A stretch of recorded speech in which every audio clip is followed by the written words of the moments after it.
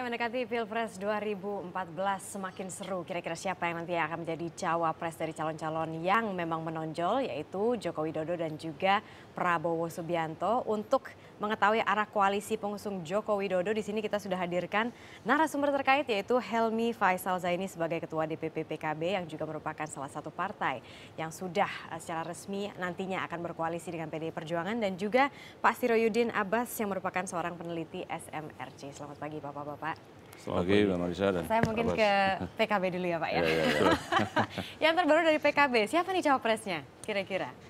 Kalau ditanya kepada PKB, cawapresnya siapa? Ya Pak Muhaimin lah, Pak Muhaimin. Pak Muhaimin Iskandar ya. Sebagai Oke. tokoh muda yang bisa mendampingi Pak Jokowi. Ya. Dan Pak Muhaimin sudah punya pengalaman sebagai Wakil Ketua DPR 2 kali, sebagai Menaker Trans hampir 5 tahun ini. Pengalaman untuk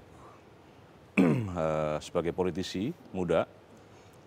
Beliau pernah menjadi sekjen partai dan sekarang menjadi ketua umum partai. Berhasil mengantarkan PKB sebagai kekuatan penopang NKRI ini pada posisi 5 besar ya. Dengan perolehan 11.290.000. Tapi kemarin yang menarik ini Pak Helmi adalah Caimin bahkan mengatakan kemarin itu kalau misalnya dari PKB itu cawapres yang mereka usung itu akhirnya mengerucut ke 2 nama. Caimin masih mengusung JK dan Rhoma Irama pun juga masih di dalam sebetulnya nama yang diusung. di-endorse oleh PKB untuk posisi cawapres itu ada 3 nama ya. Pak Muhaimin Iskandar, kemudian Pak Mahfud MD dan Rhoma Irama.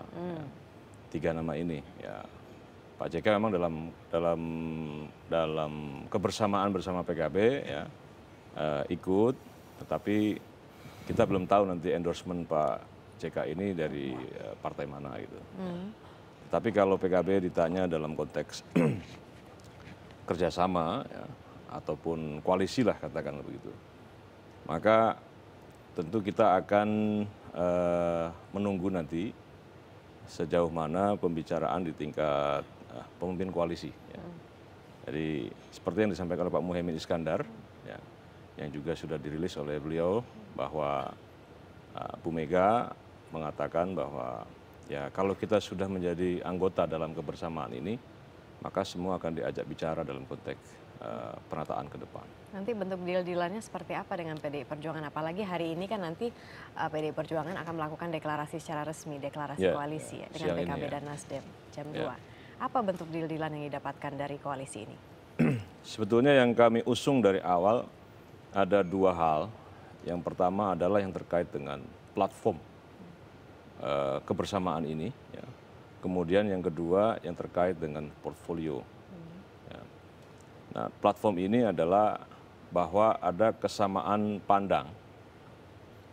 PKB punya konstituen Nahdien, kemudian juga PDIP, yang notabene merupakan partai yang disokong oleh kaum marhaen.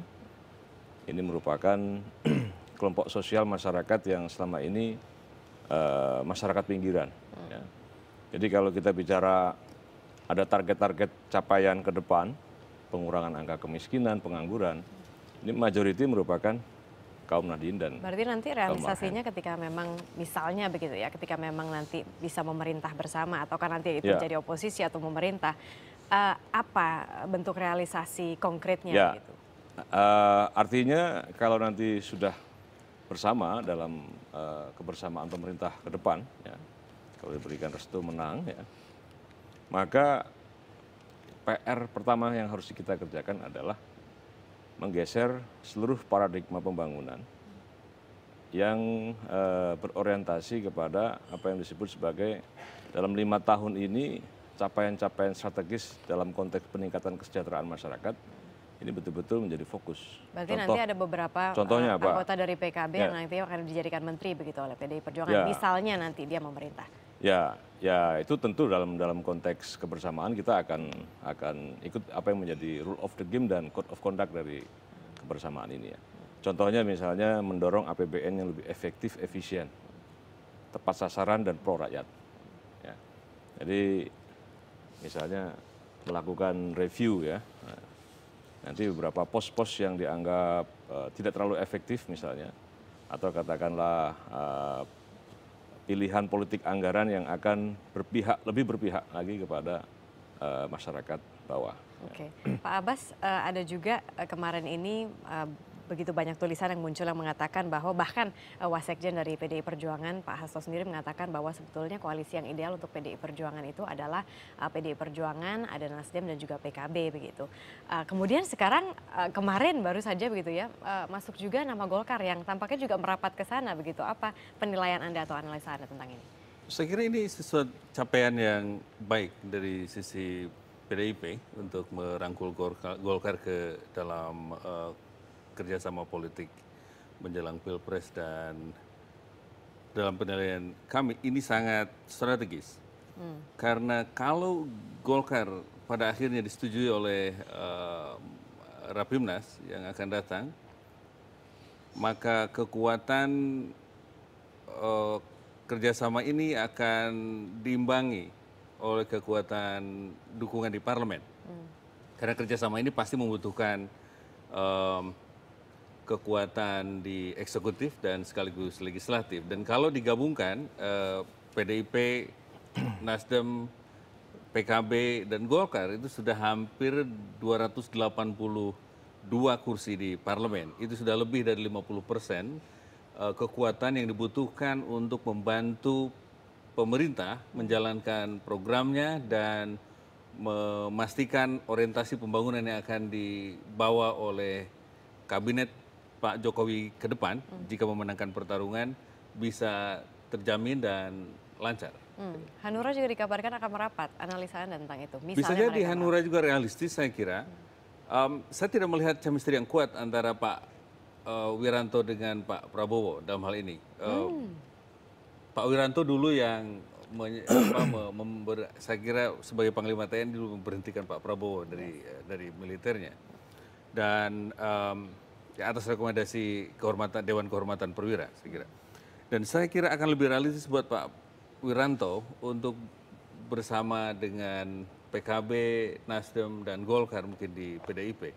Dan demikian dalam pandangan kita ini akan mencerminkan kerjasama atau koalisi yang betul-betul merefleksikan keinginan masyarakat pemilih. Berarti dan sangat solid.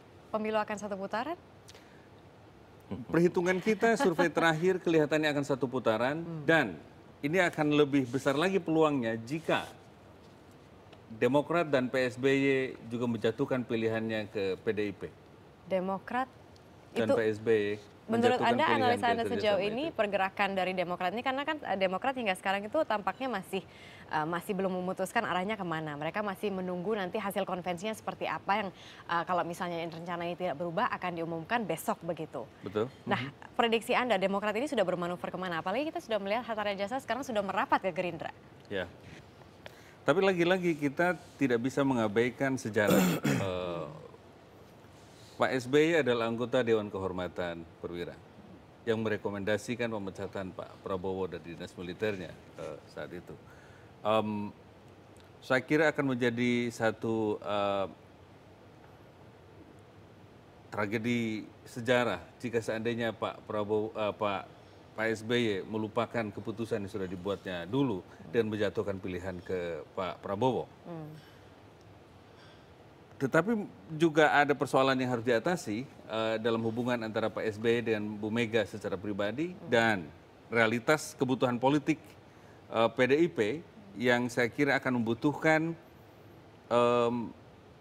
kekuatan Pak SBY sebagai presiden yang masih saya kira didukung oleh di atas 55% rakyat, dan juga kekuatan Demokrat yang sekitar 10%, dan itu akan menjadi penambahan kekuatan yang sangat penting buat kerjasama PDIP dengan yang lain-lain. Dan itu akan memperbesar peluang pertarungan head to head Pak Jokowi lawan Pak Prabowo dalam satu putaran. Kalau misalnya kita mau menganalisa cawapres ini, karena yang ditunggu-tunggu oleh masyarakat adalah cawapres. Analisa Anda terhadap cawapres, misalnya kita analisa dari PKB begitu ya. Ada Caimin, ada JK, kemudian Mahfud MD sudah keluar ya, tidak jadi ya. Masih kita dorong ya, masih didorong. Dan satu lagi ada Rhoma Irama juga. Rhoma Irama. Nah, kita lihat dari popularitas hasil analisa SMRC. Sebetulnya yang mana yang paling cocok disandingkan dengan Joko Widodo? Dalam simulasi kita terakhir memang kelihatan kalau kita menghitung 3 nama, beberapa nama termasuk Pak Mahfud, Pak JK, Pak Dahlan, lalu ke bawahnya ada Pak Ahok dan Pak Riamizard, dalam posisi head to head, maka Pak Mahfud masih yang terkuat. Berikutnya JK. Pak JK dan berikutnya Pak Dahlan. Urutan Rhoma Irama? seperti itu. Rhoma Irama lemah saya kira. Caimin? Caimin itu punya ruang yang cukup menarik, unik sekali posisi Caimin ini. Memang bukan tokoh senior, tetapi aspek kualitatif Caimin saya kira perlu dipertimbangkan secara khusus oleh Pak Jokowi. Meskipun kita tidak punya angka yang bisa disebutkan berapa kontribusi Caimin untuk mendongkrang elektabilitas Pak Jokowi dan sekaligus menurunkan elektabilitas pasangan Pak Prabowo dan Pak Hatta. Tapi kalau dilihat dari prestasi pertumbuhan dan kebangkitan PKB dalam pemilu saat ini, saya kira tidak bisa dilepaskan dari kemampuan Caimin mengelola partai, membangun harmoni dengan NU, dan menghidupkan kembali basis-basis PKB. Jika itu yang diinginkan oleh Pak Jokowi, maka Pak Muhaimin juga pilihan yang tepat. Lebih unggul dari JK? Saya kira bisa jadi lebih unggul dari JK kalau lagi-lagi PDIP ingin membuat lapisan generasi pemimpin yang baru, bukan berbalik ke masa lalu. Bukan berbalik ke masa lalu. Pak Helmi, Ya. ada juga nama yang baru-baru ini muncul secara tiba-tiba, Abraham Samad disandingkan dengan Jokowi. Tanggapan Anda dari PKB?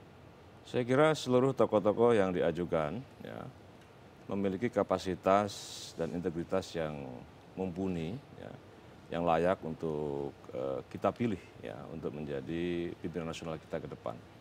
Karena beberapa tokoh yang disebut itu memiliki pengalaman yang tidak sedikit, kemudian juga memiliki visi yang tentu ini dibutuhkan, visi dan misi sebagai para kandidat tokoh kita ke depan. Jadi maka untuk itu tadi Pak Abbas sudah menyampaikan ya, ada hitung-hitungan kuantitatif, ada perhitungan kualitatif ya. Perhitungan kuantitatif itu dalam konteks menghitung elektabilitas, kemudian pertimbangan-pertimbangan yang bersifat kualitatif itu adalah soal membangun generasi baru tadi. Ya. Dan itu tentu dalam konteks kepemimpinan nasional ke depan sangat dibutuhkan. Apalagi dengan model kepemimpinan gaya baru Pak Jokowi yang tidak berjarak dengan masyarakat dan kemudian juga model kepemimpinan partisipatori yang melibatkan masyarakat. Sudah mengantungi nama untuk cawapres, karena kan hari ini akan ada deklarasi koalisi. Apakah nanti tiba-tiba, karena ada juga anggapan nih Pak Helmi bahwa hari ini kan PDI Perjuangan ini akan deklarasi koalisi, dan apakah nanti akan digabungkan dengan deklarasi cawapresnya gitu. Kalau dari PKB sudah mengantongi satu nama untuk Jokowi? Nama terakhir yang sudah mengerucut sekali Pak Helmi. Ya. Masih 3 nama itu kita serahkan karena kita memberikan ruang kebebasan bagi teman-teman di PDIP untuk lebih lentur dalam melakukan exercise ya. Jadi kalau kita sebut satu nama nanti kemudian menyandera kawan-kawan untuk harus begini, harus begitu. Dan kita lentur sekali ya, maka sebut sebagai koalisi tanpa syarat itu sebetulnya tidak mutlak-mutlakan, tetapi pada hal yang strategis ke depan itu kita mutlak. Kalau misalkan nanti dari 3 nama yang sudah diajukan PKB itu ternyata tidak dipilih gitu, misalnya Jokowi memilih orang yang di luar PKB, misalnya Abraham Samad, apa yang akan terjadi dengan PKB? Bagi kami karena itu sudah merupakan kesepakatan ya, apapun kesepakatan itu sebagai suatu pertimbangan yang tentu diambil keputusan bersama, kita akan ikut. Tetap ikut? Tetap akan ikut. Tidak akan ada perubahan tiba-tiba putar arah koalisi begitu ya? Saya kira enggak. Oke. Dan tipikal PKB dalam konteks membangun persahabatan politik, ya, kita membangun satu budaya politik baru, yaitu tetap komitmen dengan apa yang sudah disepakati. Jadi bagi kami komitmen, konsistensi, istiqomah itu juga merupakan value ya, yang harus dibangun dalam konteks membangun apa yang disebut sebagai rule of the game ataupun code of conduct itu sendiri. Baik, terima kasih banyak Pak Helmi Faisal Ya. Zaini, Ketua DPP PKB, dan juga Pak Siroyudin Abbas, peneliti SMRC. Dan kita akan pantau bersama yang jelas kira-kira siapa saja yang akan menjadi cawapres, karena malam ini seperti kita lihat kemarin juga tampaknya Hatta Rajasa sudah bersanding bersama dengan Prabowo. Kita tinggal lihat deklarasinya seperti apa, dan juga yang kita tunggu bersama adalah siapa yang nantinya akan menjadi cawapres dari Joko Widodo dari PDI Perjuangan. Nah, selain itu kita akan hadirkan informasi seputar jelang Waisak. Ratusan umat Buddha mengiringi kedatangan api Dharma dan air suci Waisak di pelataran Candi Mendut, Magelang, Jawa Tengah. Informasinya kita hadirkan sesaat lagi, tetap di Indonesia Morning Show.